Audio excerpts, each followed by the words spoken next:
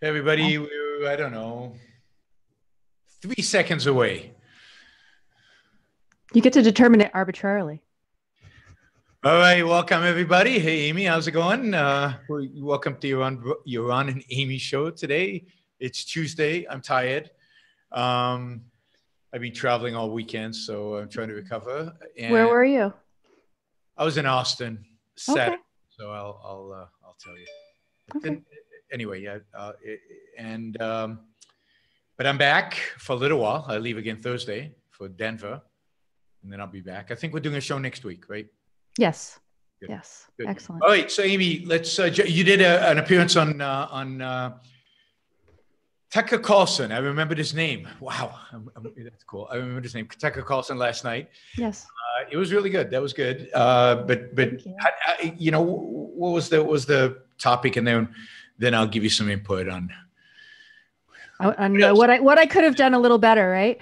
So he had a 15-minute monologue the week before, and and so one of the things that he talked about in there was, in effect, free market capitalism has failed us. There are all these problems in society. There's all these components of happiness that depend on strong, independent families, and the current system is, quote, failing them, et cetera. And so what did he say? How did capitalism fail us, and what are the problems other than family that capitalism's caused? So free markets just give us cheap goods, and cheap goods won't make us happy. These were some of the things that he said. He also talked about the fact that currently, politically right now, there is a revolt by the voters because governments have refused to improve their lives.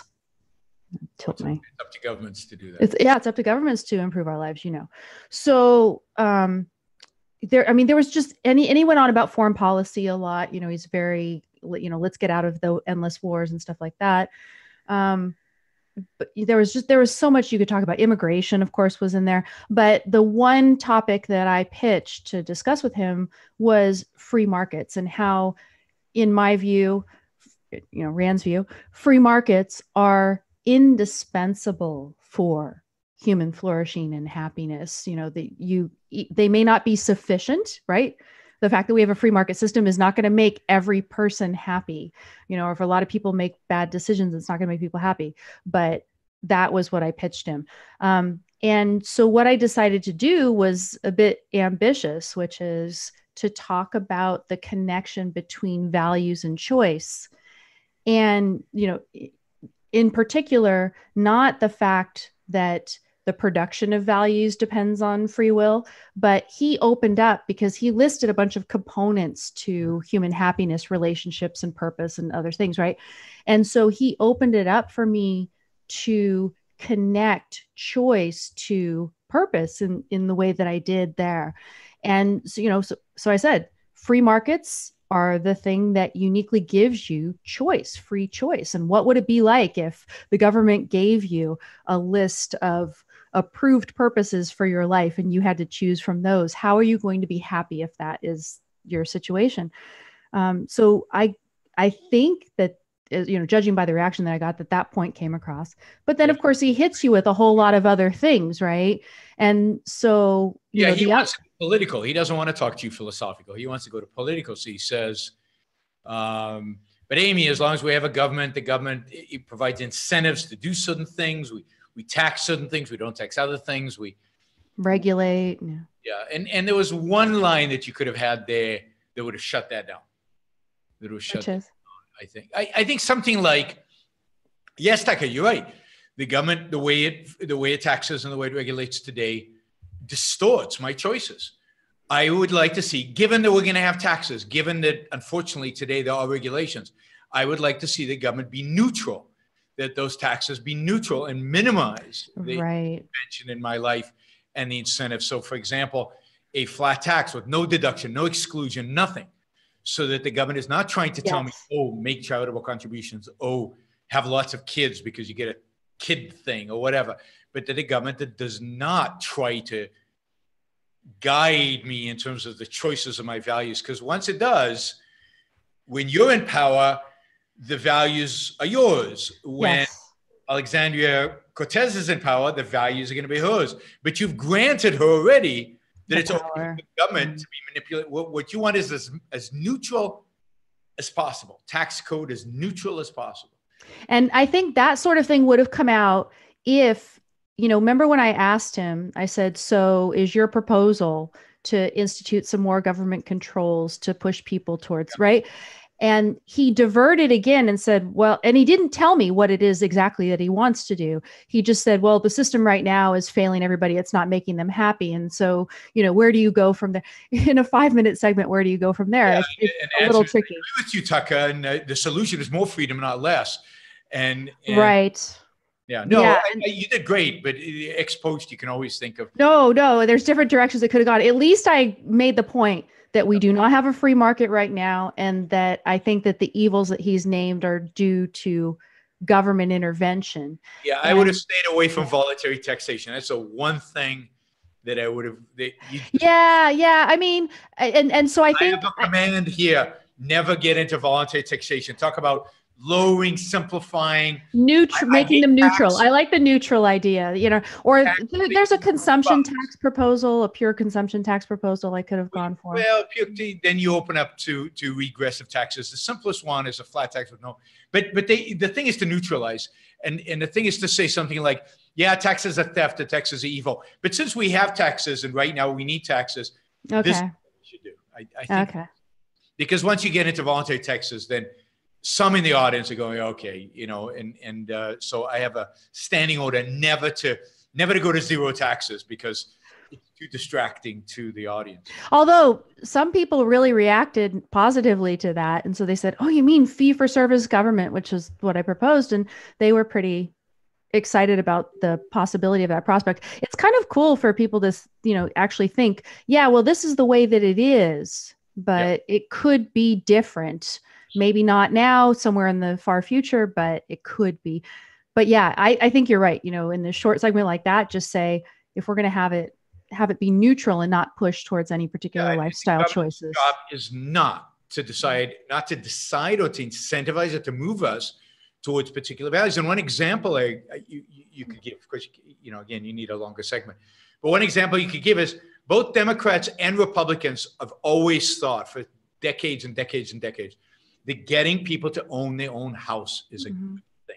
And so we've got deductions for interest on a mortgage, and we've got a housing policy, and we've got Freddie and Fannie. We still have Freddie and Fannie 10 years after the financial crisis. We haven't gotten rid of Freddie and Fannie. And we have all these other things. And Republicans and Democrats, you, Tucker, you probably love the idea that it's a conservative kind of cornerstone. Everybody should own their own homes. Better people own their own homes. But what do you get as a consequence? You get a financial crisis. You get a complete disaster like financial crisis caused by pro-housing policies that this kind of idea. No. And by the way, Canada has the same rate of home ownership as the United States does, with no subsidies, no controls, no attempt to get people to own a home. So how about the government not tell me if I should own or rent? How about the government not tell me if I should give to charity or not? How about the government not tell me if I should have kids or not? If you believe, Tucker, or anybody, that you know how people should behave, I certainly think I know how people should behave, then that's what the bully pulpit is for. That's what your microphone is for. That's what you can talk, you can argue, you can convince, you can debate. What you don't have a right is to force people to follow your set of values rather than their own. And then they also have to suffer the consequences when they make the mistakes. Right? Yes, because if you don't let them, I had the people come on and say, well, I have to pay cigarette taxes because if other people choose to, use cigarettes, then they're going to need welfare to get rid of welfare. But that's right. That's right. It's all one big, one layer demands the next layer, demands the next layer. If we have socialized medicine, you have to now control people's obesity. You have to now control people's smoking. You have to control their alcohol consumption. You have to control their lifestyle. How much, they're going to have quotas for how much you exercise and what kind of exercises. And the government will give you an exercise pyramid, and you should only exercise these kinds of exercises. That's how you get socialism. And that's the other thing is Tucker is an advocate for statism, for form of socialism. All he is is setting it up for Alexandria. What's her middle name? I keep forgetting her middle name. Well, I just think of her as AOC now because it's all over the place. Right. It's just AOC. Setting it up for AOC to come in and impose her values, which is socialism. But you know, who's to say her values? And see, this is the thing I was trying to get him to think. You know, even if the values are good, suppose he and I agree that strong independent families are a good thing, and I would say other things being equal, they are. But it's not good if they come about as a result of government force, right? Ownership is great as long as it does come out. I mean, what does he want to do? You know, let's say people can't divorce, or you know, what I mean, what are the kind of policies he'd want? But he wouldn't get concrete about them. And you know, if he got concrete about the policies, we could talk all day basically. And I could illustrate with each one. I think two things, because there's a couple of points I wanted to make. Was there's no way he's going to stave off socialism by having his brand or flavor of government controls, because any control that you institute is going to bring further controls. Moreover, you know, what I was making as the main point was controls can't make you happy, even if it's nudging you towards something that somebody from the outside, you know, the best psychologist in the world could look and say, okay, you should pursue X career. If it was forced on you, it's not a value. No accident that founding fathers combined the pursuit of happiness, the right to pursue happiness, with the right to life, which means the right to live free of coercion, the right to live free of authority, the right to live free of somebody telling you what your values must be and forcing you to pursue them. The pursuit of happiness is directly, inextricably, is that a word? Inextricably. Yes, it sure is. To the idea of freedom, freedom from coercion, freedom from government, freedom from Tucker Carlson with a gun dictating the kind of family I should have and how strong it should be, whatever the hell that means. So, you know, absolutely, it's making that connection to freedom is so crucial. You can't, the founders understood this. You cannot have happiness unless you have freedom, which means the freedom to choose, the freedom to choose your own values and to pursue your own values. But I mean, how wonderful is it that he has allowed me to come on and discuss with him a fairly serious set of topics. Yeah, albeit in a few minutes at a chunk, right? But I mean, I went on there the very first time talking about whether atheists are more closed-minded than religious people. And, you know, this time I get to actually talk about the connection between values and free markets, and how you can't really achieve happiness unless you have choice, which is something that the market gives you. That's a pretty cool thing that he allowed me to do, given that he disagrees. No, absolutely. Right? And look, they thrive off of disagreement, but he treats you with respect. And even though I can't stand him and would never watch him, except when you're on, I give him credit for at least being willing to put somebody on that he disagrees with. And I think you do a good job, and they like you because you have a good personality for television, and he doesn't feel threatened by you, I think. Even though you bring up deep philosophical issues, I think he feels it makes him think. It doesn't threaten him in a. Well, yeah, the whole point is to, you know, continue to have these types of discussions in whatever forum that we can. You know, I always think of Dave Rubin as the archetype of having these respectful intellectual discussions and hopefully addressing important issues. And he and I, even in 3 minutes, had a fairly interesting discussion on the transgender stuff. But you know, you do what you can. And absolutely. I mean, if I won, I would be yelling at him, and I would be on one show, and he'd kick me off. So I'm glad you're on. Let's see. We got a super chat question, not completely, not really related, but not because they. Why does Germany and Japan produce higher quality products despite their philosophical shortcomings? What is it in their culture that works? Engineering, he asks. So Germany and Japan produce high quality some things, not everything. And Germany and Japan, for the most part, have market economies that compete on a global scale. They have good engineering. They have good educational system that are particularly good at engineering, less at, let's say, innovating new things and completely new stuff, but at engineering solid things. They have very good education programs that produce good engineers. They have a very competitive market. Think of Germany in automobiles. There's BMW, Mercedes, there's Audi, there's Volkswagen. And then they compete with other European companies and they compete on a global market. So it's a very competitive market.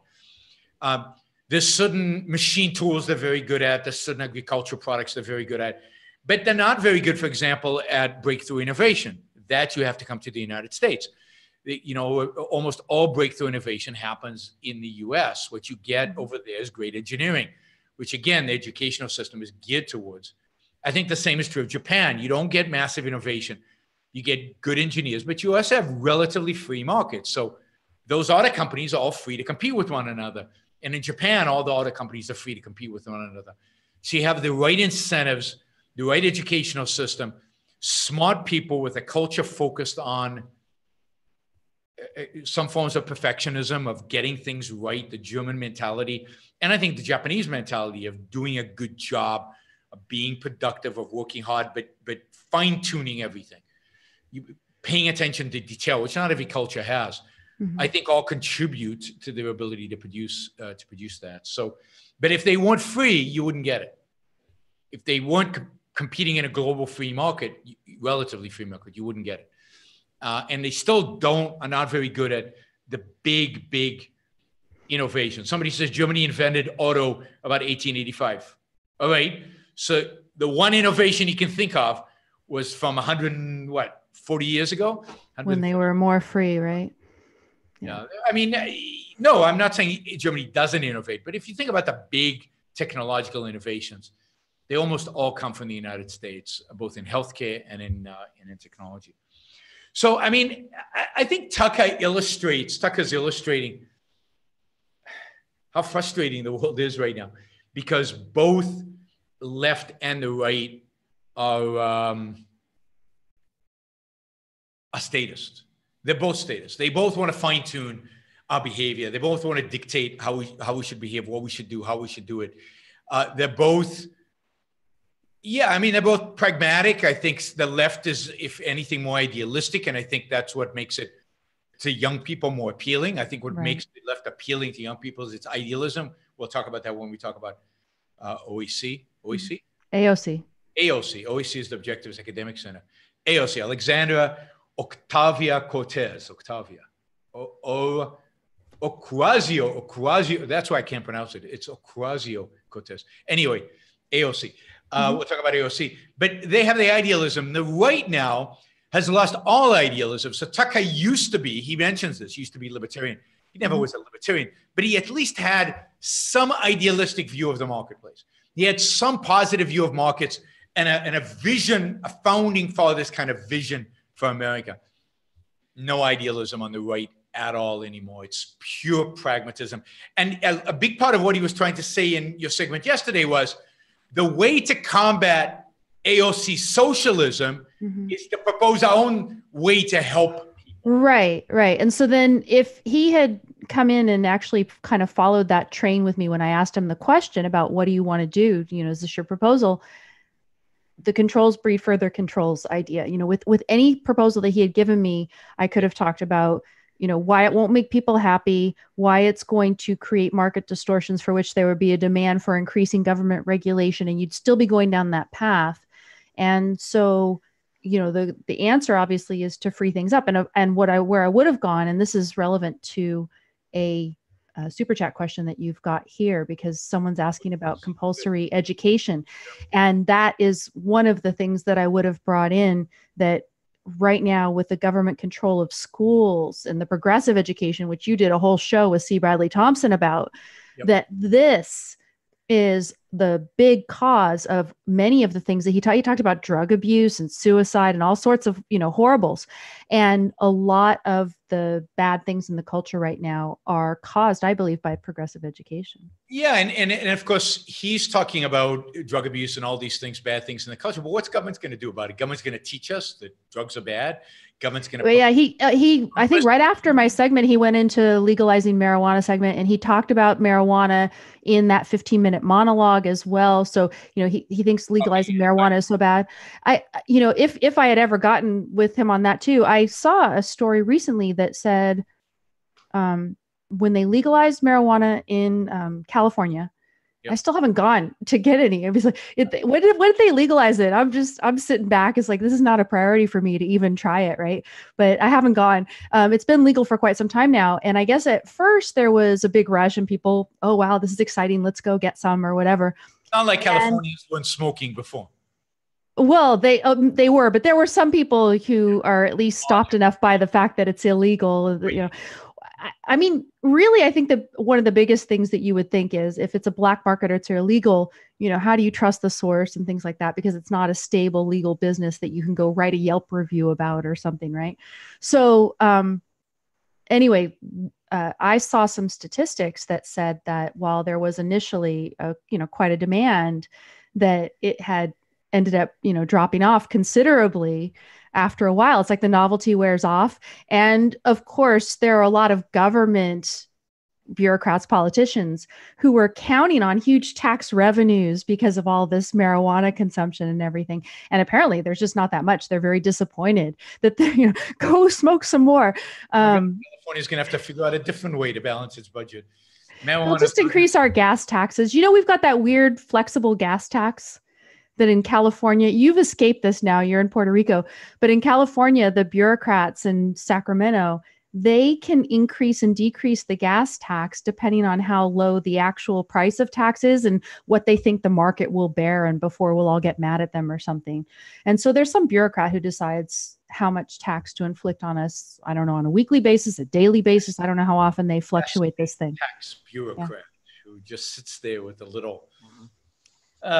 how expensive should I make gas for them today? Rape these people today. Yeah, basically. Okay, so all right. Yeah, so overall, really, I mean, with Tucker, the thing I wanted to emphasize was I was trying to emphasize the positive connection between values and free markets, and saying, I mean, this was just a huge glaring gap in his whole monologue.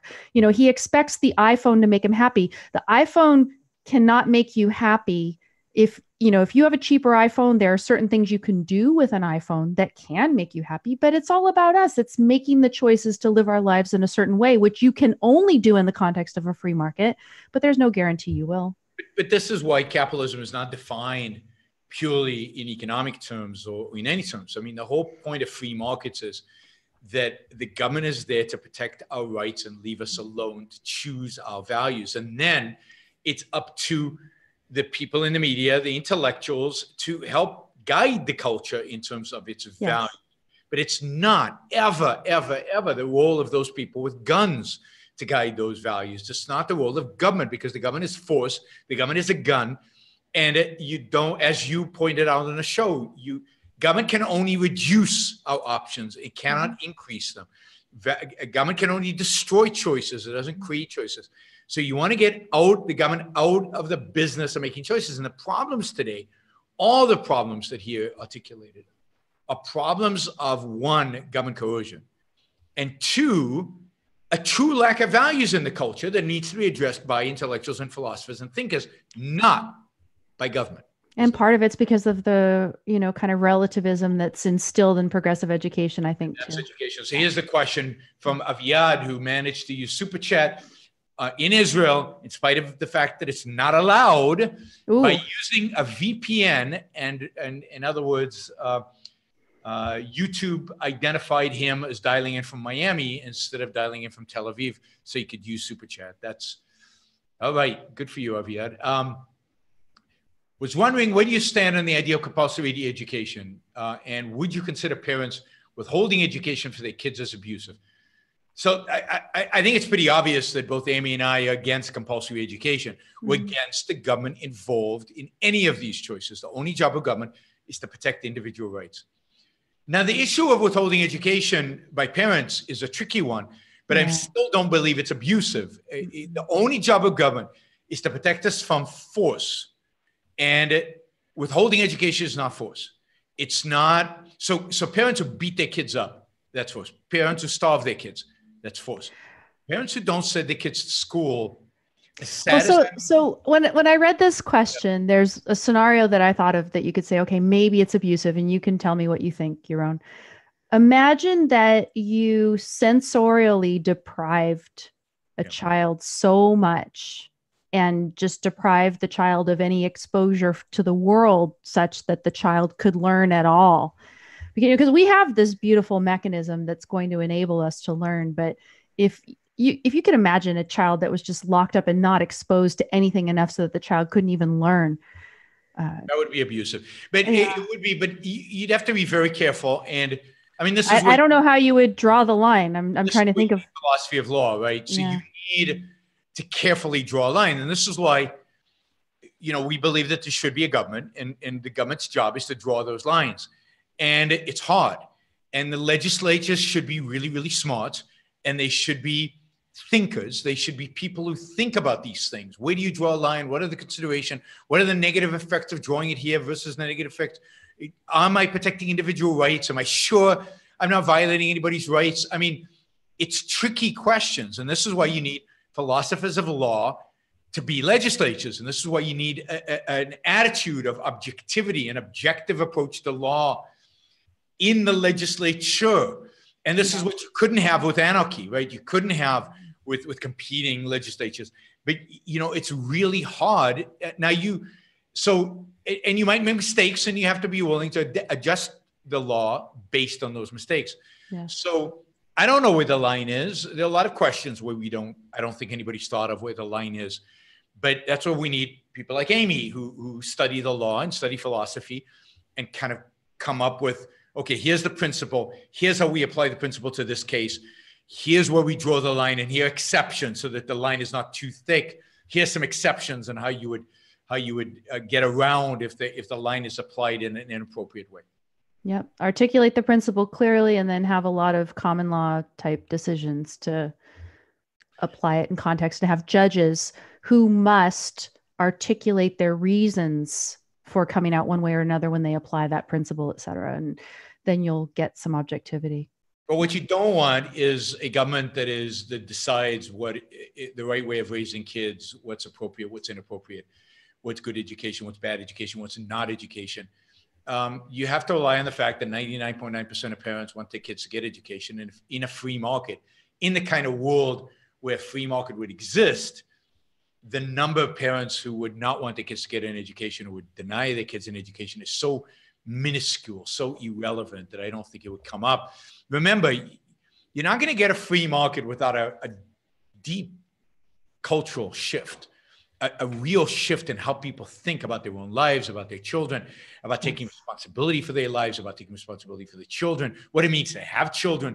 Why should you have children? One of the reasons we're for abortion is to give people the opportunity not to have children, as many opportunities as possible, not to have children if they don't really, really, really, really want them and are willing to do all the things necessary when it comes to having children. So, it's a completely different culture, the culture we're talking about. It's a completely different world. That's why you can't flip a switch tomorrow and have laissez-faire capitalism. It would be a disaster. Exactly. So should we go on with our theme a little? Super chats, because there were a lot of them. So let's go quickly. And we can probably hook them into pragmatism, all of them. This one is a challenge. Is consciousness in a robot ever possible? If so, is that sufficient for a robot to have human rights? I mean, my view is it's not possible. And since somebody's claiming it is, they would have to provide some evidence of the positive. But from my perspective, a conscious robot is just an arbitrary statement at this point. I mean, a robot is a physical cause and effect mechanism that doesn't have free will. And we don't understand exactly what generates free will. So I would say this, all the knowledge that we have today, put aside even free will, let's just take consciousness, right? A dog has consciousness and probably doesn't have free will, although maybe it has a little bit, who knows? But it certainly has consciousness. Mm-hmm. Even if you just take consciousness, not even human consciousness, as far as we know, all the evidence, 100% of the evidence that exists on planet Earth today and the universe that we know, suggests that consciousness is a feature of life, which means of biology, not of physics, of pure physics in a sense of zeros and ones in a simpler sense. Now, it's true that you can boil down life to zeros and ones. Maybe we're way far away from that. We have no idea how to create life, right? But life is self-directed Self-sustaining action. Yeah. Sustaining action. Mm-hmm. And we don't know how to create that in a 0-1 world. We still can't create it in a laboratory, even with carbon molecules, that is with organic molecules.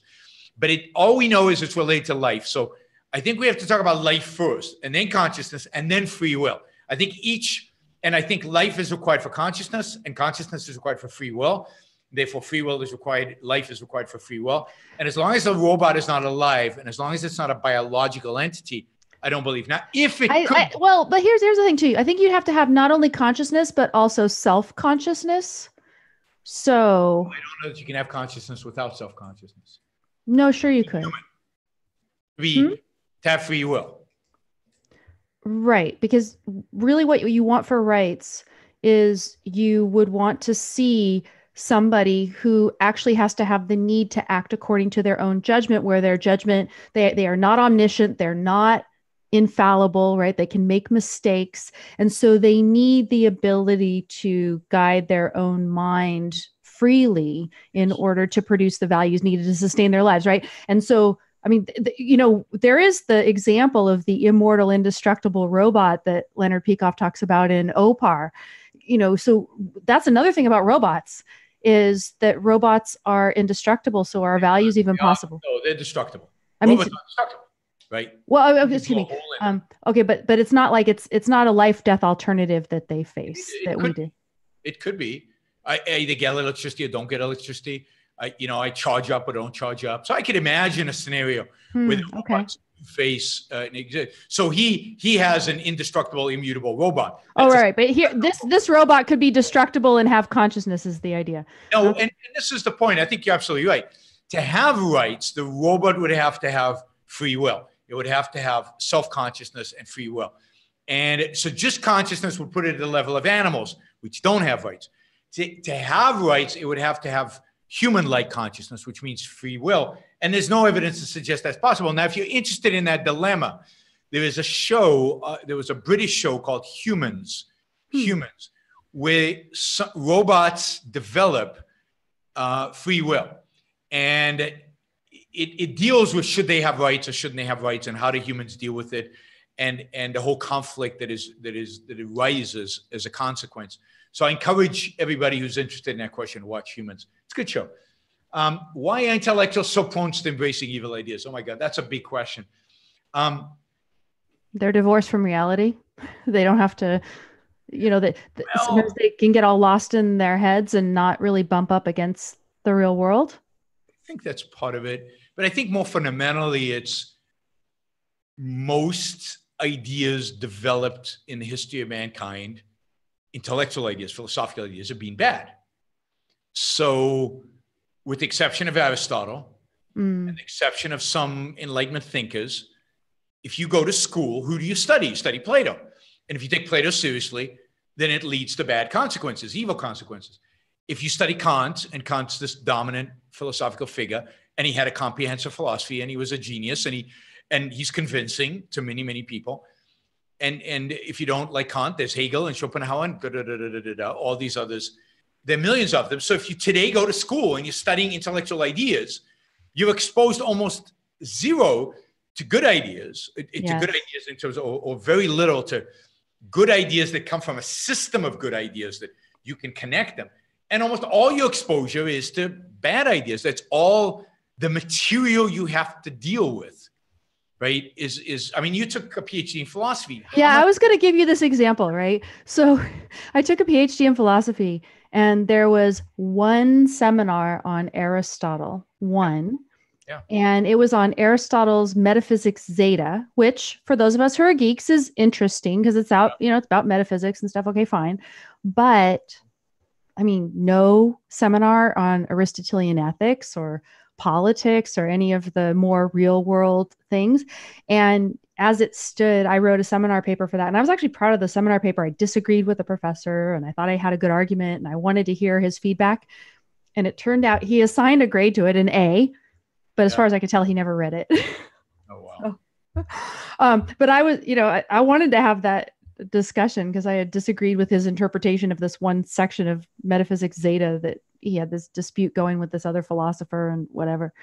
I would have loved. Amy has a point in the sense that there is some self-selection in terms of the kind of people who go become intellectuals. They are often people who are detached from reality. They're often people uninterested in the reality. Those people go into business, they go into engineering, they go into science. Or there are people, and I can count myself among these types of people, who had kind of gnarly childhoods, and what you do to survive if you're in a gnarly household.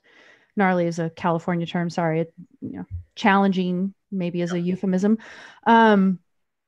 You go into your head a lot to survive, and I think that can, kind of dispose you certain ways. But I was also an athlete, so I think that kind of helps get me out of that. So yeah. But I think generally, unfortunately, a lot of these people are people who are not that interested in reality, in the problems of the world.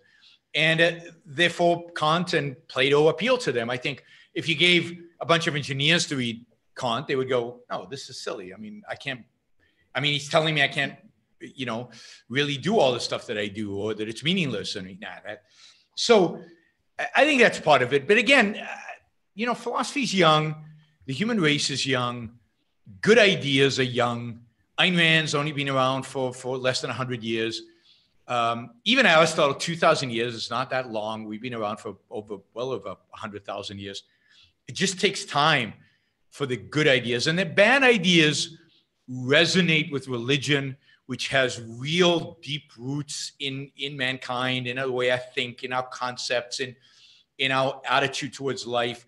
And bad ideas, tend to leverage the religious ideas. They might be secular bad ideas, but they tend to leverage religion. So I think this is what Jordan Peterson is doing now, right? He's leveraging it. Yeah, religion is a powerful, powerful tool, and it's a powerful, powerful part of our psyche as individuals in a culture where it's true. Jordan Peterson is absolutely right in the sense that the stories of Jesus, the biblical stories, they have an important role to play in the culture. They influence the culture in profound ways. And that's why it's so hard for us who are saying, no, all those stories, bullshit, right? All those stories, they're bad. All those stories, they go against human nature and what's required for human success. It's hard to break that because these are stories, these ideas, these are metaphors, these are, again, the power of art that have been allegory and stuff. Yeah, allegory, mythology that people have accepted for generations upon generations upon generations. Now you're saying no, shadow all that is very, very difficult. So it's the culture is a culture of where these bad ideas in the intellectual sphere dominate, and it's very hard for people to break out of it. And it's very hard to convince people out in the world to break out of it, even though the people out in the world don't live those ideas, right? And this relates to this other question, which you should jump to. Mm-hmm. If Kant really won, why do we have iPhones and skyscrapers and super chats?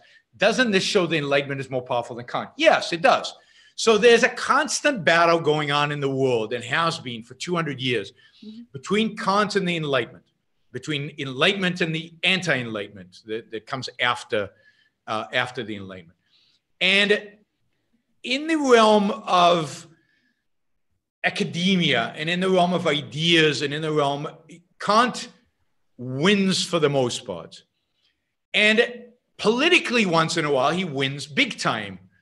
Communism, fascism, World War I, World War II, Pol Pot, big victories for Kant, millions, hundreds of millions of people dying, right? And people rebel against that. People rebel against those ideas and embrace life and embrace the Enlightenment. And isn't pragmatism also connected back to Kant if you follow the chain, right? Yeah, and the pragmatism, our politics is very much dominated, but the pragmatism is watered down Kant in the sense that it has to work in a reality. But the people are still infused with an Enlightenment spirit. And every once in a while, something will come by and reignite that Enlightenment spirit. In my view, Ayn Rand was a huge force in Western civilization, reigniting that Enlightenment spirit. It didn't turn everybody into an objectivist, but it reminded them what is possible in life. It reminded them that pursuing happiness, that pursuing profit, that being a businessman is a good thing, is a wonderful thing. And I think it re-energized America. I think Atlas Shrugged has had profound impact on America. even if it hasn't had a profound impact on academia and academic philosophy and the way people think intellectually. It's had an impact on the spirit, on enlightenment, on and the other thing too. So where were iPhones and a lot of these things created by entrepreneurs in United States? And one thing that's true about United States that at least in the 70s, Rand identified as being different from other parts of the world is having this American sense of life where, we actually have at least implicitly escaped some of the influence of Kant. And if you're right, that Rand's influence has maybe to some extent helped to make explicit in some people's minds some of those ideas that were there. I don't know what the path looks like from here going forward in terms of the American sense of life. Are we going to be able to keep it alive? But I think, in Silicon Valley, it certainly has been. No, you can't be right, Amy, because in Silicon Valley, they're all leftists. That can't be right. They're all Kantian leftists. No, but there's some elements of the American sense of life that they have in them. I have a feeling that the iPhone was created really in the Bible Belt and that Steve stole it. Okay. So those people have the real American spirit. And Silicon Valley is anti-American because it's so leftist. They can't exhibit, anyway. These are comments I often get, like, how can I admire Silicon Valley when they're leftist? Because politics is not what life's about, right? And it's not what life is all about. And these people in Silicon Valley do exhibit the American sense of life, of being entrepreneurs, of creating, of building, of trying, of experimenting, of failing, of using their reason to improve their own lives and creating values. And to ignore that because of politics is just absurd. But yeah, the iPhone is created in those pockets where Kant is not taken seriously epistemologically and metaphysically, where people still, the Enlightenment is alive and well, even if it is not reflected in people's politics. Okay, and here's one other thing. One of the things that Rand talks about in the essay, Don't Let It Go, and my blog, don'tletitgo.com, is named after this essay. She wrote it in 1971. She talked about the various implicit attitudes that, in effect, Americans living the good life have. So all the things that Tucker Carlson is looking for in terms of the good life, probably you could say there's a lot of overlap with the American sense of life. And one attitude that she identified explicitly in that essay was that Americans were generally, unlike the rest of the world, anti-intellectual. So even though in our universities, Kant has been dominant, generally, the general population in America has usually been anti-intellectual, and that has saved us to a large extent. And, the intellectuals are unhappy, the Americans are happy, and these are other things she talks about in the essay. So I highly recommend the essay. Go to my blog, check it out. An American sense of life is essentially the Enlightenment. And that is where it's maintained. It's maintained at the level of sense of life. But again, I do think Ayn Rand has helped sustain it. And think about it. From what we know, Steve Jobs, Larry Ellison, Michael Dell, Michael Milken, and you could go on and on and on with the innovators of the last 50 years, all read Atlas Shrugged at key moments in their lives. All of them. Yes. All of them were inspired by the book. All of them. I think that's also true of Zuckerberg. I don't know when Zuckerberg read the book, but maybe it didn't make them objectivists. It clearly didn't make them objectivists, but it inspired in them that Enlightenment spirit, and it stayed at the level of sense of life. But wow, that's what's keeping the world going. So Ayn Rand, to a large extent, is keeping the world going. All right, I'm sorry, Amy. That's fine. So at some point we'll get back to your topics. Yaron, you mentioned there is more idealism on the left.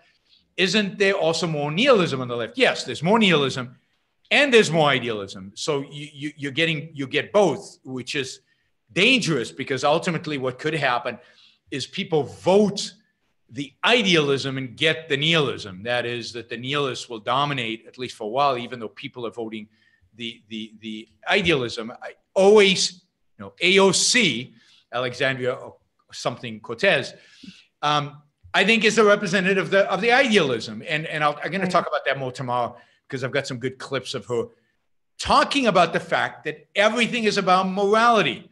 And having an idealistic view of morality. I've already done one show on this. I'll do more because it's such an important topic. Yes. And yet behind her are all these nihilists who are just waiting for somebody like her to gain power and to exploit that to smash and destroy and bring about the end of Western civilization. So I think you get both on the left. Now, of course, you get both on the right. So what is Donald Trump? He clearly, or Tucker Carlson, they're not idealists. So they are pragmatists. And they are pragmatists, particularly Trump. Trump is the worst kind of pragmatist imaginable. Is, that to a large extent ultimately becomes nihilism. When the facts about immigration don't matter. The facts about people coming here don't matter. Facts about crime don't matter. None of that matters. What we want is to smash those immigrants. As some people express themselves online, just go to the caravan and start shooting them. Now that's nihilism that's as bad as the nihilism on the left. Right? Mm-hmm. So I think the right has abandoned idealism, and this is why the left is going to win. The left has idealism and nihilism. All the right has is various levels of pragmatism, all the way leading to this complete nihilism. Right? So all we can hope is we can get. Can I jump in with Ryan's question? What do you think of? Yeah, go for it. Okay. So he asks how to broach the morality of altruism with friends, family in a way that comes across seriously. I lose steam when they look at me like I am insane. So 2 things. 1, I don't know that you actually need to confront your friends and family about this issue. I don't know what you gain. Now, it could be that you need to broach this because, for example, you need to maintain boundaries with your friends or family about something, and they're expecting you to be an altruist. And so, you have to do this, but why not avoid it? You don't need to, for sure. And Rand talked about this sometimes, you don't have this idea that you're going to convert your family. Let's say he wants to. He's asking for advice. He wants to.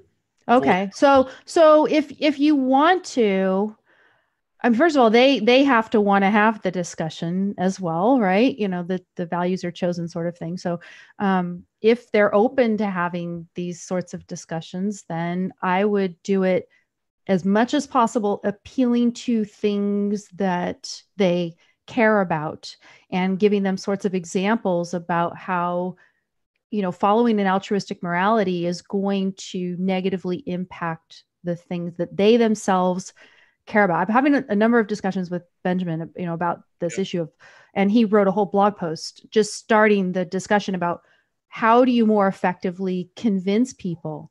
And you have to meet them where they are, and you have to appeal to the things that matter to them. So some of it could just be application in a particular context that means a lot to them where they can actually see. This is where Alex Epstein has been so hugely successful, right? Because he's been able to go to these fossil fuel, mostly oil producers and appeal to the things that matter to them and apply a proper morality in that context. And I think you get a lot of leverage when you're really getting into an area. So, there's more discussion to be had about this for sure, but it's, kind of meet them where their values are.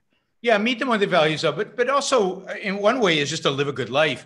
Yes. And let them come to you and ask, why are you so happy, in a sense? And say to them, look, I'm guided by values. I'm honest. I have integrity. I'm working hard. I'm productive.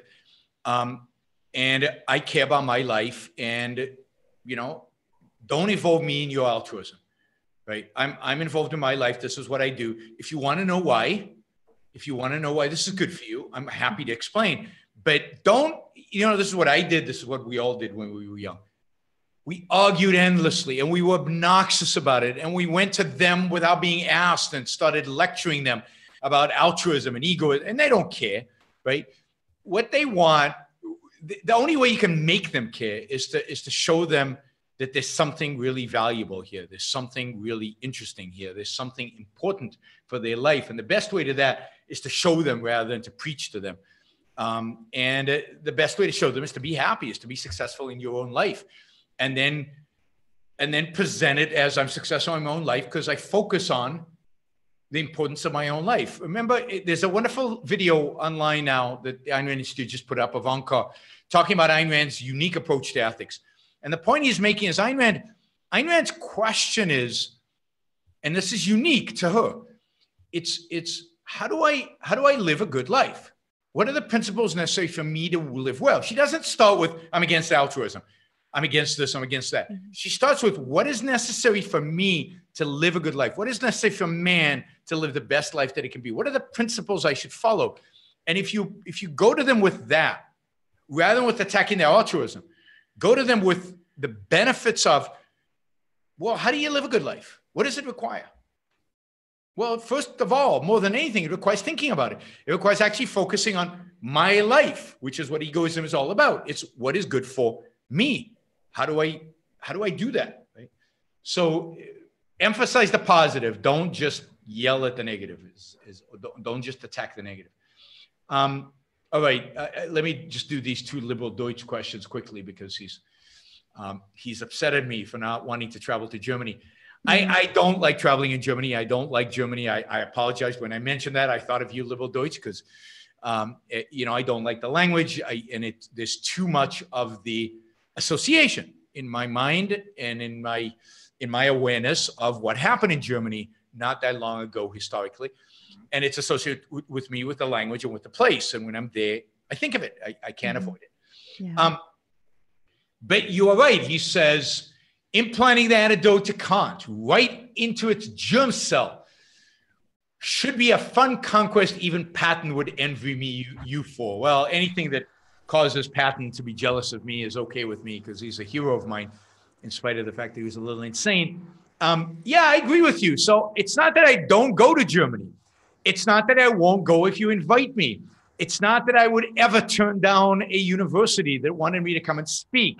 I would do it as a sacrifice to the cause, of course. I'm kidding. But, it wouldn't be as pleasant as it would be for me to speak somewhere else. But I am eager to come to Germany. If you have a venue for me to speak, please invite me. I'm going to be in Europe in March, and I would love to come to Germany to speak. I'm always happy to do that. He continues, you said the Germans take ideas seriously. So just let them take you seriously and you're done. True. And indeed, my biggest following within Europe is from Germany. Oh, wow. Okay. Israel, by the way, has you beat, Germans. I don't know how you let those Jews do that, but Israel has you beat, but Germany is the biggest. I know it's terrible. Germany is the biggest audience I have in Europe. So I'm happy to come to Germany. Again, I reply, anybody who wants to invite me to come and speak in Germany, please contact me, Yaron, at yaronbookshow.com, or contact Annie at Ayn Rand Europe. And let's get or you can write me as well over at my blog. Yeah. Come and speak in Germany. I think she has less of a visceral response. She actually enjoyed Berlin. You were in Berlin with Leonard years ago, right? I remember that. Yeah, I enjoyed it to a certain extent. It's disturbing because, you saw I don't know how, blurred it is now, but then you really saw the distinction, right? East and West and East. Yes. But yeah, it's disturbing to me personally. I think of Hitler when I think of Germany. I can't avoid it, and I don't think I should. I saw the museum, where they talk about all the people trying to escape the eastern side, and the things that they did, how they packed themselves underneath parts of cars and all. It's still vivid in my mind that the horrible things that people tried to do to escape. All right, so please invite me to Germany, Liberal Deutsch, and I promise to try to implant the antidote as far as I can. Okay, Action Jackson asks, this one's for you, Amy, what is your opinion on preteen drag queen, preteen go-go dancers appearing on ABC's Good Morning America? Which I haven't seen, so okay, wait, preteen which? What are we having? Preteen dancing and drag queen. Okay, so the go-go dancing and the drag queen by preteens. Yeah. Can I say what I think? Yeah, of course. It's horrible. I think it's terrible. Why would parents do this to their kids? And then why would all the viewers view this as something entertaining. It's preteens playing around with sex when they don't understand what it is. Do you remember that girl who was murdered? That little girl who was murdered? Oh, yes. She was only 5 years old, and she was this beauty pageant queen with makeup and wigs. And I found that so despicable and disgusting that a parent would put their kids through that a parent would sexualize their child. And that's what the drag queens and the go-go dancers, it's sexualizing a child. I don't think children should be sexualized. I don't think a parent should be sexualizing their children at all. I think the whole phenomena is disgusting, and the parents are horrible. But more horrible to me is that people watch this and that ABC puts it on television. Yeah. But that people watch it, and ABC wouldn't put it on television if people complained and didn't watch it. But people watch it. Oh, look how cute they are. No, they're not cute. It's disgusting. I think, it's very tricky to do anything to encourage anything about a child's sexuality. You have to let them come to their own, decisions about that as much as possible. Teach them about the facts. And you let them know when they reach puberty that it's normal, and you teach them about what's going on and what's happening. But they have to develop sexuality, has to be their value. But to preteen is just, I find it just. Yeah, and to encourage in a particular direction, I would not. So, yeah. So will we be watching Trump tonight? I was going to ask. I figured you would be tweeting live or something his speech. Because no, I can't stand it. I try not to watch politicians live as much as I can. I used to tweet Obama's State of the Union addresses, and people say I never used to. And you're so anti-Trump. You never used to say the stuff about Obama. I was on with him. I'm a witness. We were both live tweeting Obama. We were both live tweeting Obama. Shredding him as much as we could. Yeah. And so, no, I'm not gonna watch him. I can't stand watching him unless I was live tweeting him, and I don't have the energy tonight to live tweet him. But I would, but I'll read his comments tomorrow. I prefer reading anyway. I might try. I hate watching politicians. I prefer reading politicians. And then I can actually look at what they have to say. I assume that if he's doing a live address, it's going to be pre-prepared. It's going to be written out. It's going to be a speech. He'll ad lib a little bit. But I also know what he's going to say. And it's going to be filled with lies and distortions and exaggerations. And when I read it, I'll analyze it for you, but I'm not going to watch him. It's just not worth it. Can we get on to the topic that we've chosen for the show today, which is this issue of arbitrary power by government? I know you've got all these questions, but we could probably just do Q&A the whole time. It's sounding like. Yeah, it sounds like it. I didn't expect that. Well, it's excellent that everyone's got. Let's see if there's anything. What do I think of the Joan Birch Society? What I know of it, I don't like. Are leftists just bratty nihilists who pepper spray people? No, most leftists don't pepper spray anybody, and most leftists are not nihilists. While the right will actually throw you in a gas chamber. No, I think they both throw you in a gas chamber. I think they're both very, very dangerous. In a few weeks, I'm going to explain to my socialist grandparents that I'm not going to let them pay my college education. I don't want it to be on my conscience. Good job, Riley. That sounds fantastic. Today is Jose Ferreira's birthday. What are your thoughts on his performance of Cyrano de Bergerac? Best Cyrano de Bergerac. Oh, no, not the best, because there's one better one. Leonard used to have this one with that British actor. Oh, my God. I forgot his name. But a great Cyrano de Bergerac. So good. There is another version, but I can't remember the actor's name. I can see his face. Can't remember his name. I'll get back to you on that. And the other $5, the message was retracted. We're back to pragmatism and the power of government. Go for it. Okay, yeah. So I intended sort of the discussion of the Tucker Carlson segment to kind of fit into that a little bit, because this idea that you're going to,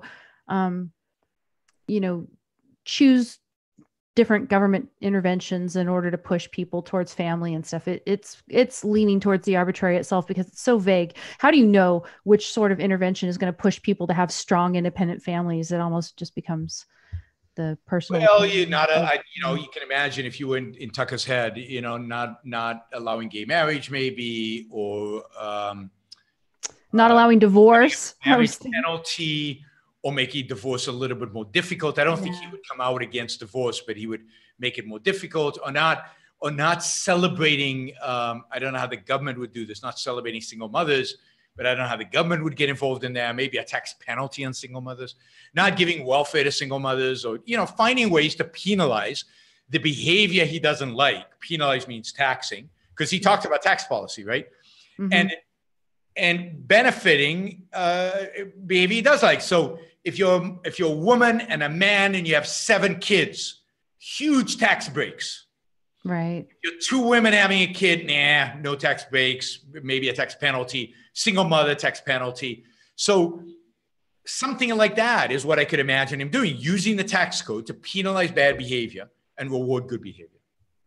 Yeah. And then the question will we, kind of end up at the end, but we've got a couple different examples of government, in effect, deciding that they're going to arrogate to themselves arbitrary power. And the one example that you sent me was all the different decisions being made about what they're going to spend money on during this partial shutdown. Because they have tons of discretion, right? Yeah. And you think there's no money because a budget hasn't been approved. So there's literally no money. So people are not going to get paid. Government offices are going to shut down. Government services are going to go away. But no, the government gets to decide. The president the executive gets to decide. I don't know where Congress is on this. The executive gets to decide what he's going to keep open, what he's going to shut down, how much he's going to keep it open, how many employees are going to get paid, who's not going to get paid, who's going to keep working. It's bizarre how random and lack of rule of law and just arbitrary. So the one I noticed was people were really upset because they weren't going to get their tax refunds. But now they're going to have them, right?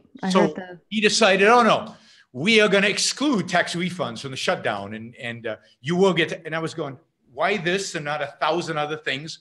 By what criteria? By what standard? By what principle? In the program notes over at the blog at don'tletitgo.com, because I did a little bit of research, I have 3 different stories, and one that was interesting. It talks about national parks are actually going to have some sort of expansion in funding during this shutdown, which is bizarre. Yeah, I don't know how these laws work, but it's complete discretion. I mean, there's certain things about which they give discretion, and I guess in the shutdown, there's discretion. Yeah, there's discretion. And of course, Obama did all this stuff too, right? I remember when there was an Obama shutdown, and it was, the memorials in Washington, D.C. that veterans love to visit. Those were the things that Obama shut down. And it was just, as if he's trying to tell them, a big F you to the people, you're the ones who are against me that are making this shutdown happen. And so therefore I'm going to penalize you.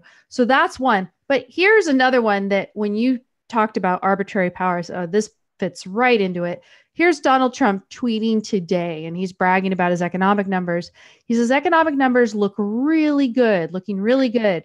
Can you imagine if I had long-term 0 interest rates to play with, like the past administration, rather than the rapidly raised normalized rates we have today? That would have been so easy. Still, markets up big since the 2016 election. To me, those 2 words, play with, just reveals how he sees what he's doing. It's so disgusting. I mean, he is such a central planner, and he is such a central planner in every fiber of his body. He wants to manipulate everything, including interest rates. And he's such a liar, because when he ran for president, he constantly used to say, oh, well, this 0 interest rate policy is a really bad policy. This is going to create bubbles, and it's really bad for the economy, and it's what keeps Obama, afloat, and we should get rid of it. As soon as I win the elections, I'm going to make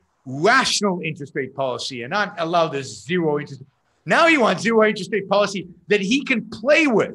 The great economist, the great guru of interest rates. Now, I don't believe there should be a Federal Reserve at all, and it should be left to the market to play with interest rates.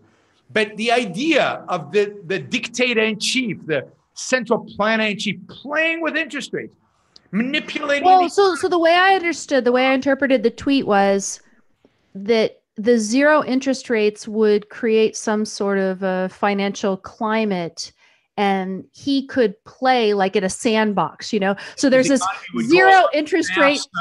and he would shut these companies out and build those companies. And yeah, so it's like he's playing with the whole economy within the zero interest rate sandbox or something. Yes, but also he gets to raise interest rates and lower interest rates. He would get to do all that because he wants to get rid of powell. He would love to be able to control the Federal Reserve. He would love for that to be a lever that he could play with in his sandbox. So he would, that's just one of the aspects of the way he would love to control the economy. And it's probably the most important and powerful aspects of all. Interest rates are a massive lever that you have in the economy. And he wants that lever, and he wants, he views zero interest rates positively. Well, okay, so I don't read the tweet that way. I don't read the tweet that way necessarily. I don't read. I mean, we could an opportunity to control other levers in the economy because of the robust growth zero interest rates would give. Yeah, I think that he wants to not be completely inconsistent with what he said during the campaign, right? So his complaint is not that it's not zero. He wants to, first of all, brag and say, look, my economy is so good. Imagine what it would be if I had these zero interest rates. Yeah, I'm against them. But what I don't like, and this is what he's against. It's not that he wants to keep them at zero, but he doesn't want them to be raised and normalized rapidly, whatever that means. So he's going to tell you, this is what he would tell you. He'd say, no, I'm still against the zero interest rates. I'm just like I was in the campaign. I'm not changing my mind. But what I'm against is the rapidly raised. But he just said he wants a sandbox with, he wants to. No, but he wants you to basically give him credit for the economic numbers more than that. Compared to Obama. He is saying Obama had zero interest rates and had a crummy economy. Mm-hmm. He has rising interest rates and a great economy. Imagine if he had zero interest rates. It would be a gigantic, humongous economy.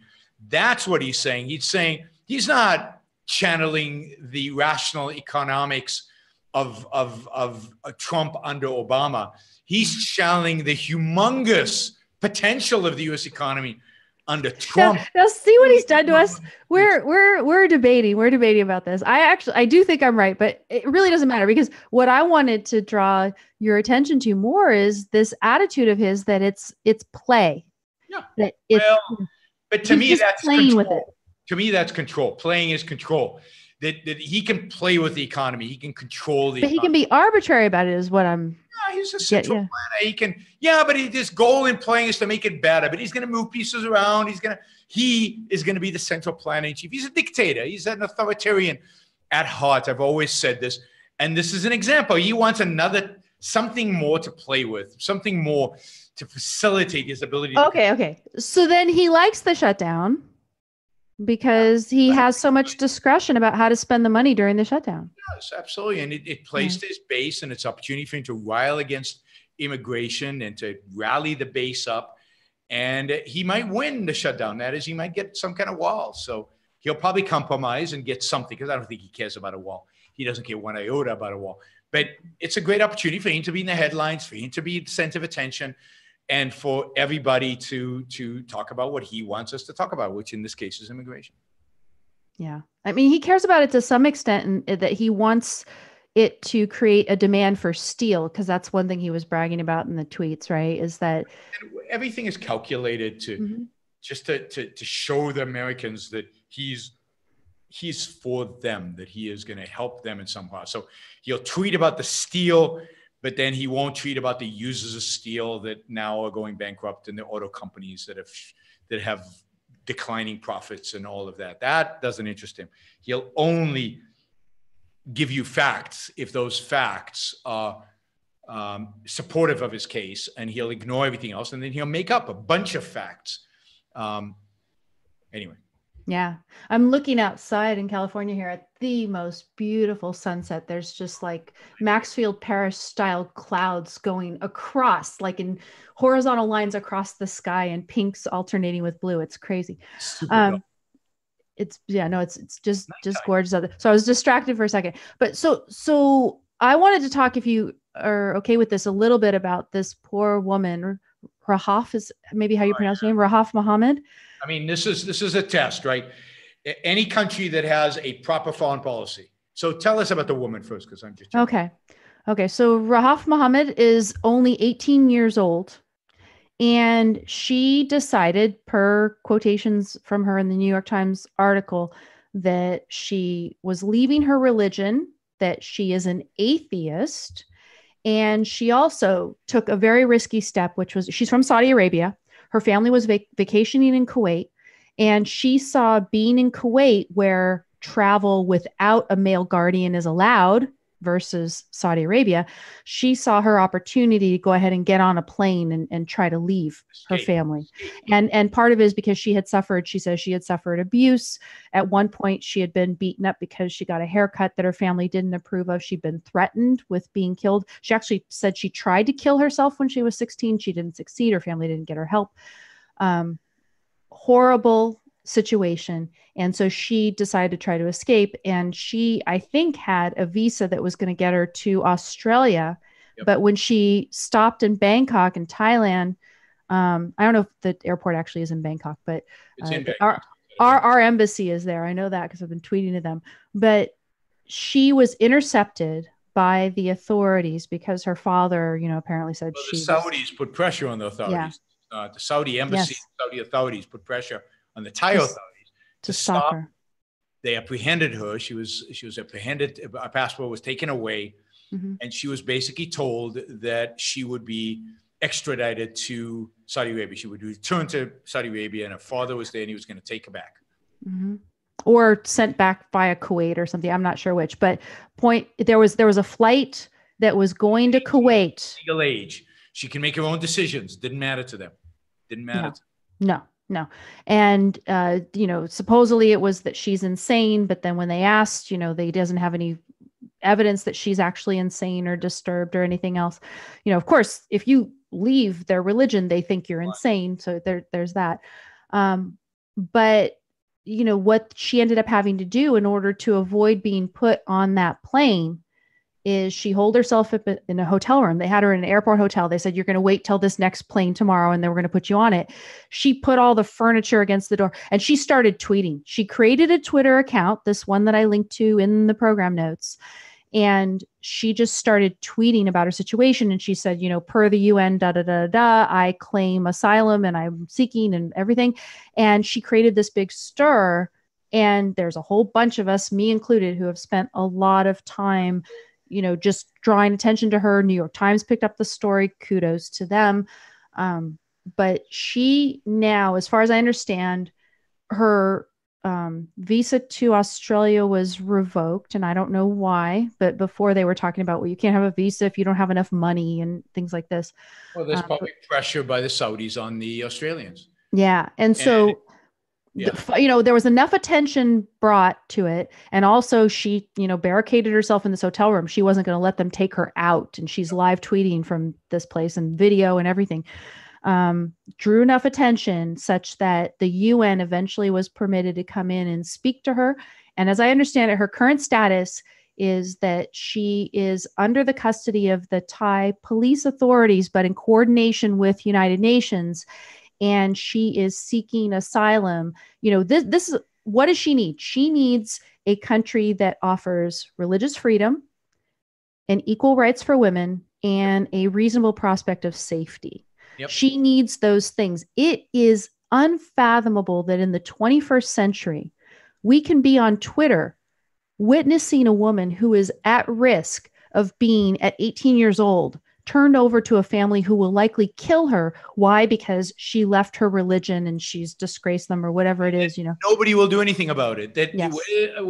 Where's the principled foreign policy of Donald Trump? Where's the principled foreign policy of the Canadians, the Australians, the New Zealanders, the Swiss, the English, any of these countries? All they have to do is grant asylum. I'm sure she can probably, get a job when she gets there. I don't think she's the kind of person who wants to live on welfare or wants to be a ward of the state. All she needs is permission to enter your country. Here's why I am so pro-immigration. Why I think it should be so easy to come into this country, into a country, because of an individual like this. And I would take an individual like this who's fighting for her life and declaring herself an atheist.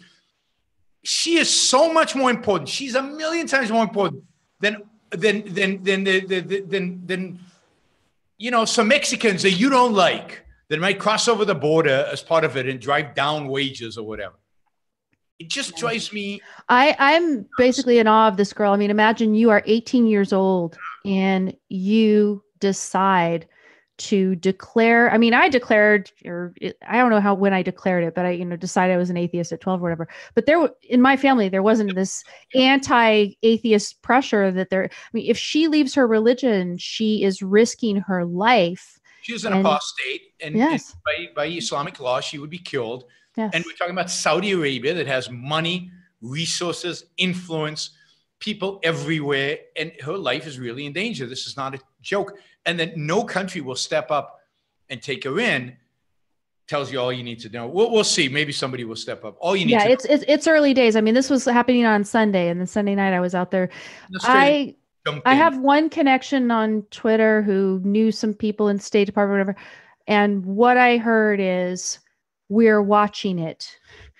And to me, watching it is not enough. Now you could say, okay, maybe United States will watch it if she doesn't get a better offer. She wanted to go to Australia, but if now, as I understand, she doesn't have the option of going to Australia, why are we not snapping her up like that? Well, and I don't know if you know, but there was this other girl who was ultimately tied up, gagged, dragged out of a hotel room, and put on a plane to Saudi Arabia, taken home, and she's never been heard of since. So that's the fate that awaits her. This is not theoretical. This has happened. You can research it. You can find the name. This has happened.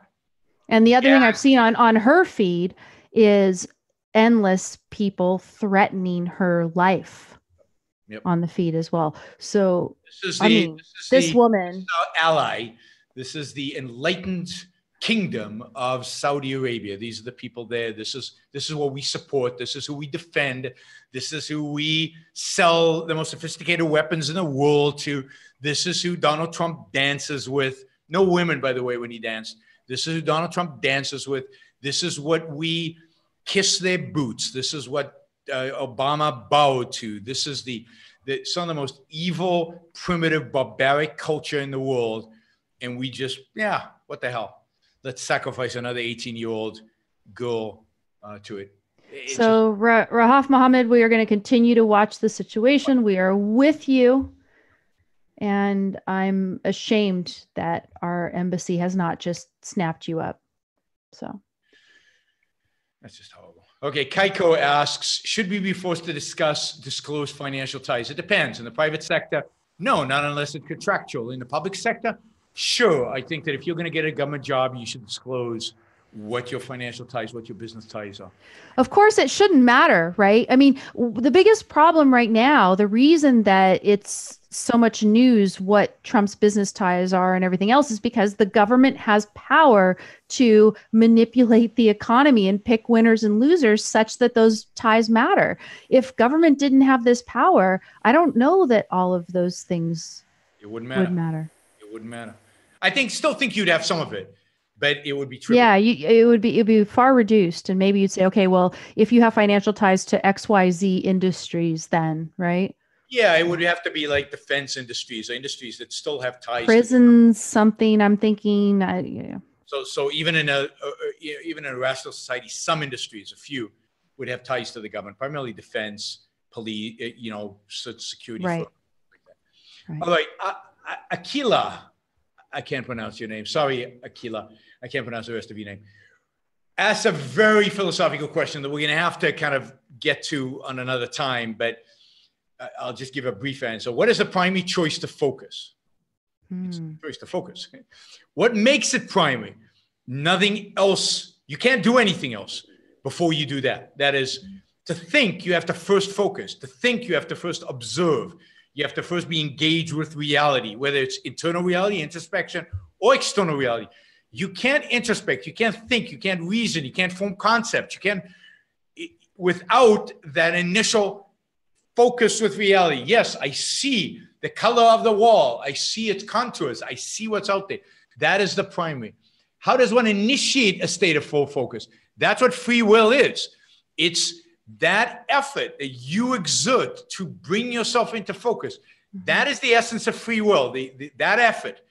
You can either do it or not do it. That's your primary and most fundamental choice.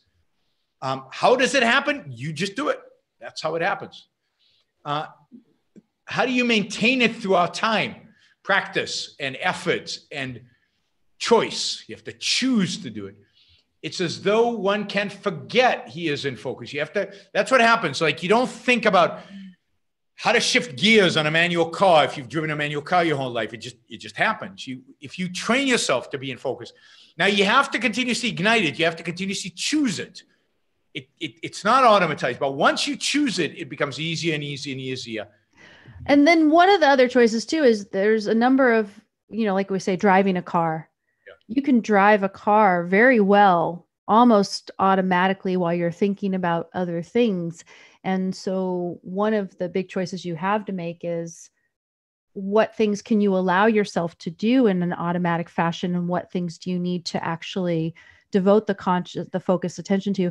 This is where the people who write books and things about changing habits and stuff, they talk about decision fatigue, and how if you're going to change your habits, you try to do one at a time, because it is work to override your automatic ways of dealing with it, or your automatized ways of dealing with the world. So it's, but yeah, you should probably have, I would say, Greg or Onkar, right? Yeah, we'll have a philosopher of Aaron, kind right? of fields like Onkar and Greg, and to talk more about that, because that's an important issue. And it relates to Ayn Rand's unique view of free will.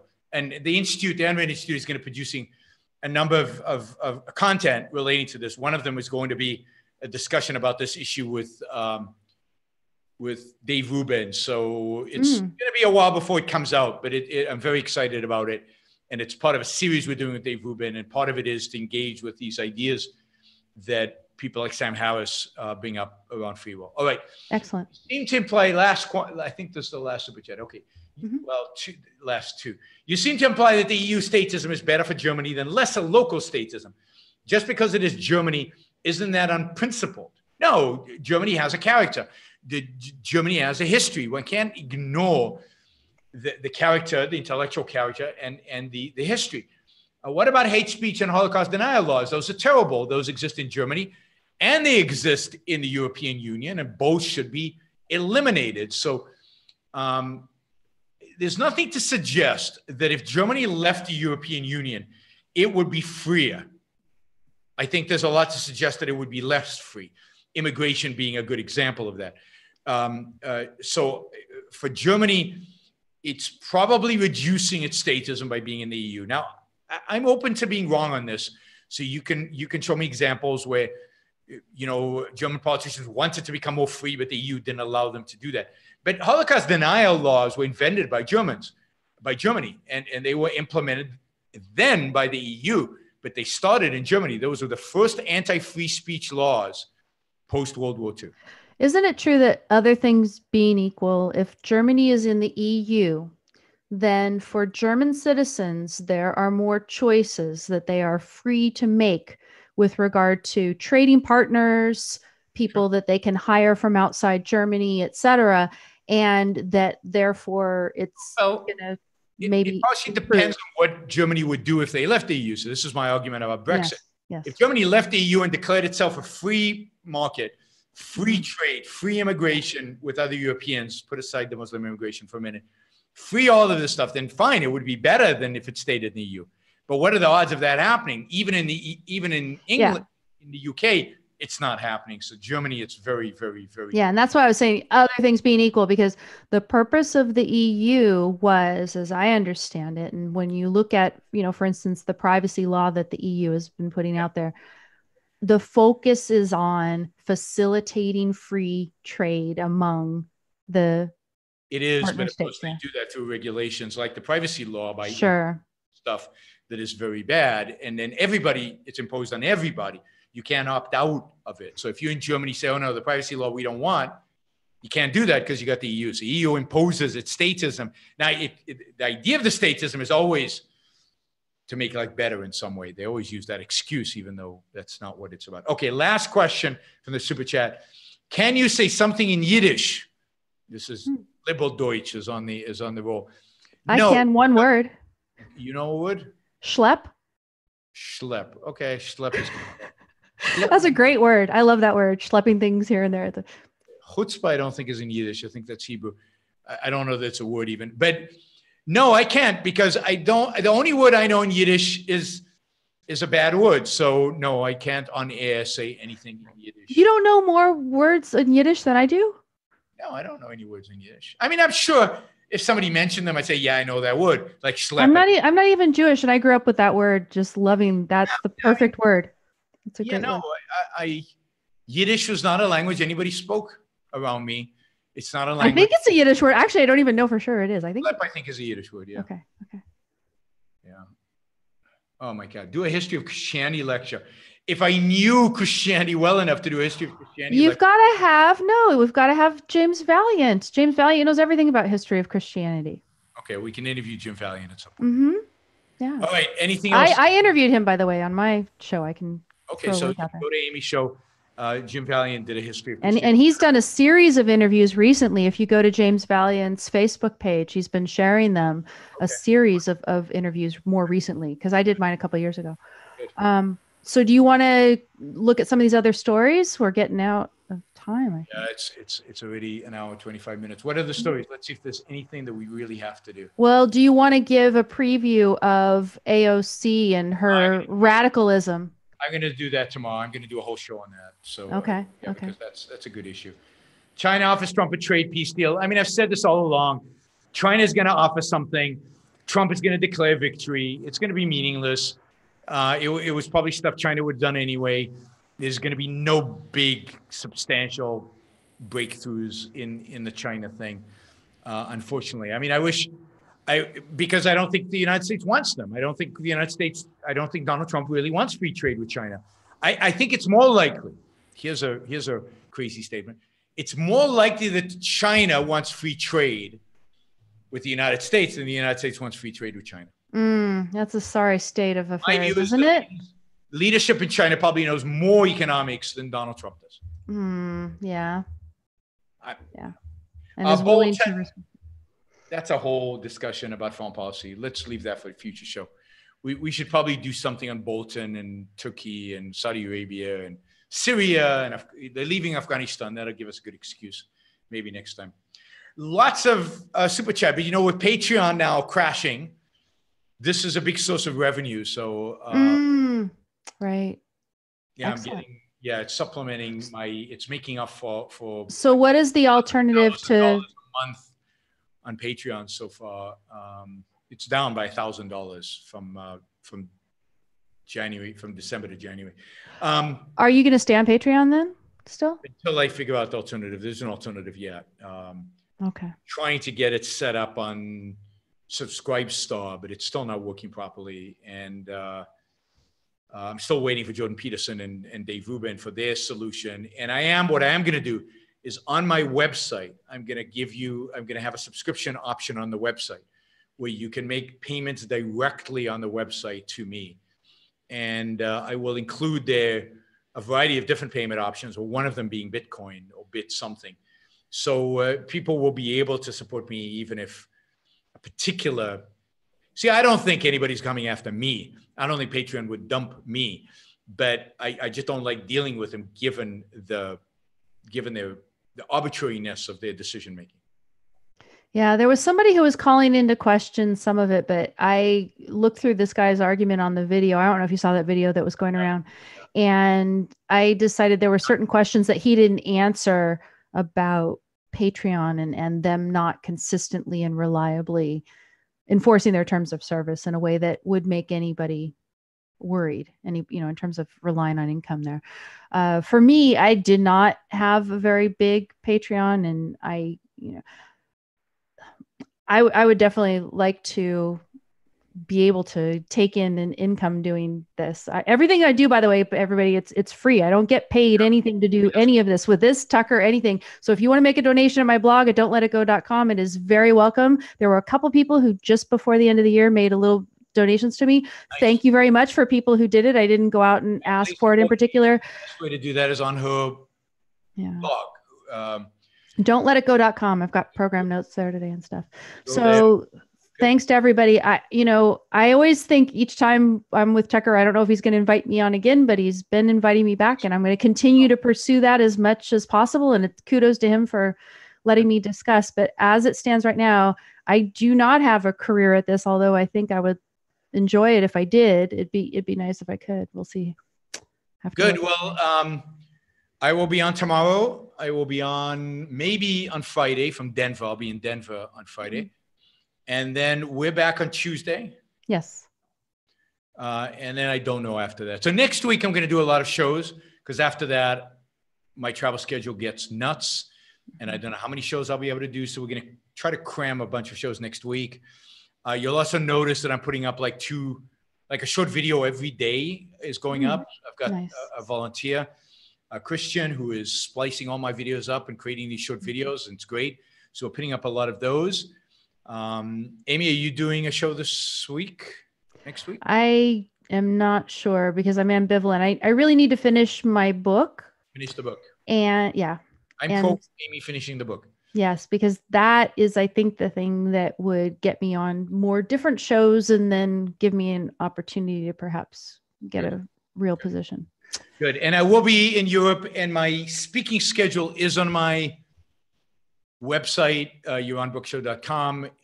It might not be complete right now because we're in the process of working the 2018 schedule, but I will be in Europe in February, in the UK and in Sweden and in St. Petersburg and in Prague. You're going to be in the UK in February? Yeah. Where in the UK? In London. Just in London. Okay. Yeah. I'm not going to.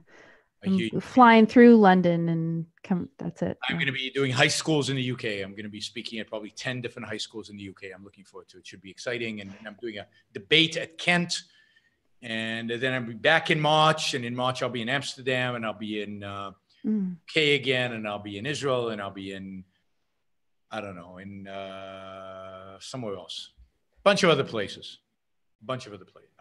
Maybe Italy. I'm trying to get a gig in Italy. And in Belgrade at the European Students for Liberty European Conference. Okay, excellent. Cool. Sounds all right, good. Thank you, Yaron. Have a great night. I'm going to watch my new favorite show. Not my favorite show, but my new, I don't know if you've seen this, my new TV show that I've been watching recently. It's The Magnificent, I think it's called, Mrs. Maisel. And it's terrific. If you haven't seen The Magnificent Mrs. Maisel, you should. It's on Prime, Amazon Prime. So it's free if you have Amazon Prime. It's funny. It's got a fantastic sense of life. It is positive and energetic and really good 50s and 60s music. And it's uplifting, and it's, did I say funny, and lots of Jewish humor. Yeah, I'm really enjoying it. Lenny Bruce is a regular character on the show. Lenny Bruce, the comedian of the 50s and 1960s. And definitely worth watching. So my latest recommendation is The Magnificent. I think it's a fabulous or magnificent Mrs. Maisel on Prime, Amazon Prime. And they don't pay me to do these gigs. They should. All right. And someday you'll get an endorsement contract. You should get one someday. If you haven't watched Mr. Sunshine, then what can I say? Someone is recommending you go do mushrooms in Amsterdam or something. It's ridiculous. I'm not doing mushrooms in Amsterdam. I'm not doing any drugs in Amsterdam. I like Amsterdam when I'm in focus. Amsterdam requires focus, people. There's a lot to see in Amsterdam, and it requires focus. Rembrandts and Vermeers and Van Gogh, even. What's that? Van Gogh. Van Gogh. I'm not a big fan. But yes, I of all the modern artists, at least there's something there. But there are some beautiful pieces by him, but yeah, it's mixed. Anyway, Mr. Sunshine, and which is better than Fabulous Miss Maisel. Best TV show I've seen in many years. Go see that. All right. Thanks, everybody. Thanks, Amy. Someone is asking about advanced knowledge about my shows or your shows. If you want to know what I'm up to, go to my blog at don'tletitgo.com and subscribe to the blog, because at every post I put at the blog, you will get an email. And that's probably the best. My shows, you can go to my website. Oh, if you're subscribed to Patreon, you'll get a newsletter. But part of it is that my shows are somewhat you know, the schedule is ill-defined because it depends on my traveling. It depends on my availability. It depends on my energy level. It depends on a lot of things. I try to do as many shows as I can, but I don't want to promise that many and then have to cancel them. So I'd rather, I'm telling you now, there'll be a show tomorrow, 7 p.m. Eastern time. There will be a show next Tuesday, 7 p.m. Eastern time with Amy. There will probably be a show on Friday, maybe 7 p.m. Eastern time, maybe a little later. Maybe a little, well, I don't know. So maybe it'll be, around 7 p.m. Eastern time, maybe different time. I'm not sure. And then next week, Monday, Tuesday, Wednesday, Thursday, Friday, there might be shows as well because I'm home and I'd like to do as many shows as I can. After that, I don't know because of my travel schedule. So it's the best I can give you. Keep in mind, Yaron, if you're traveling and you would want to do a show, but maybe you need someone to put together program notes and stuff, we could do a show on those other weeks at a different time, maybe the one that fits with the European schedule, because I could do it earlier in a day. Okay? Sounds good. So, all right, everybody, have a great evening. And I'm going to go watch Mr. Maniso. And have a good evening, Amy, and talk to you all really, really soon. Bye, everybody. Bye.